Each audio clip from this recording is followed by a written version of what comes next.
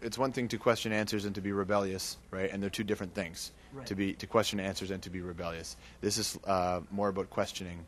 I found. I'm not telling you. That's what I'm thinking. Is that the case for you? Because a lot of it, it seems like you are saying, this is what you told me. Runaway is a song where you say, all right, here's what I thought it was, or what you told me it was. It ain't like that anymore, right? So I want to talk to you about the mood of this record and the fact that there is a lot of questioning for the sake of not being rebellious, but learning. I definitely think that being rebellious is a part of life, but if you really want to be a rebel, then you question everything that comes up to you and not go out and try to fight it, but try to understand it and learn it.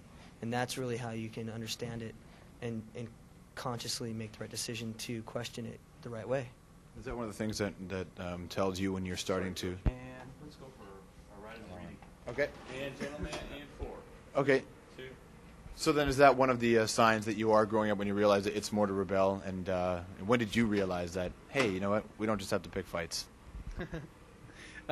Probably somewhere during my college experience. It was like I went to art school. I went to a school where we basically did a lot of painting, and you'd have to take something that you worked really hard on and put it up in front of a class in front of 30 people, and just let them rip it to shreds. And you'd have to form an opinion of what you did and keep your personal feelings out of it. And that's something that is a big probably something that helped me grow a lot. And that's something that helps us when we write music, you know what I mean? Because like when I come up with a part and I bring it to Chester, I'm like, hey, this is what I'm thinking for these lyrics. Like, is that cool? He's got to be able to say, this is what I like and this is what I don't like, and I have to be able to just take that and say, okay, and he has to do the same thing. Everybody has to do that. Is it difficult to do that? Because I mean, you write a riff or you write a lyric and you feel, hey, this really is what I want to get out, but the rest of the guys don't feel that way.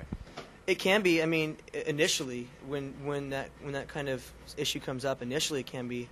But what's really good about working with multiple people who have just as much talent as the other person, it's like I can say that, and then Mike will be able to come back at me and say, well, we can say that, but we can find another way to say it that might come across better, or maybe won't be as definitive and maybe a little bit more vague, because that's what we try to do. We try to make an outline for somebody to actually fill in the blanks for themselves, and create the story for themselves.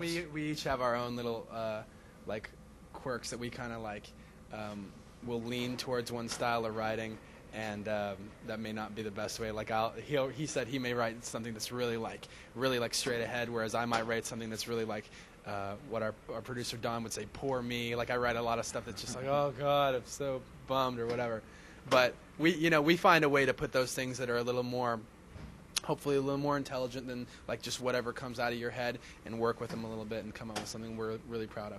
When bands put together records and they write lyrics, a lot of times they'll say to us, well, we want to leave it open to the interpretation of the fan, which is fine and all, but that's not how you write the record, right? I mean, obviously you have your own interpretation of it. Absolutely. We have a starting point for ourselves, but we put something out there that is general enough that somebody can take their experience and relate it to what is in the song, you know what I mean? So that they can just relate their own story to it. Right, much can be made of a band's first gig and what happens with it, right? We hear about Whiskey in L.A. There was a time, actually the venue's always been a place where bands play. There's some of their first gigs.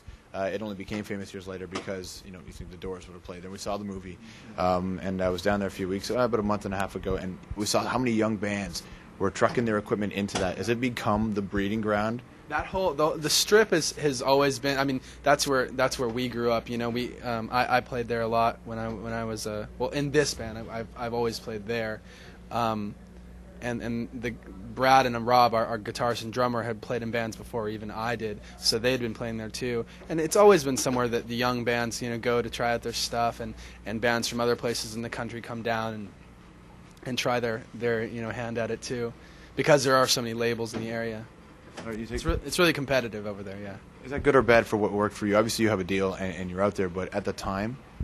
It's kind of weird because when we shopped for our deal, we really weren't playing out that much. We pretty much just focused all of our energy on the songs and that really was our basis for what we wanted to do. And then after we got the songs together, we put the demo together, and then we started showcasing for the labels and doing a few shows here and there. So really, we kind of skipped the whole let's try to go get signed by playing at a lot of venues in front of a lot of people. Mm-hmm. And even though we did play for a lot of our fans and everything, we just went mainly to the songwriting, and that's really what I think got us the deal. It's got to be more than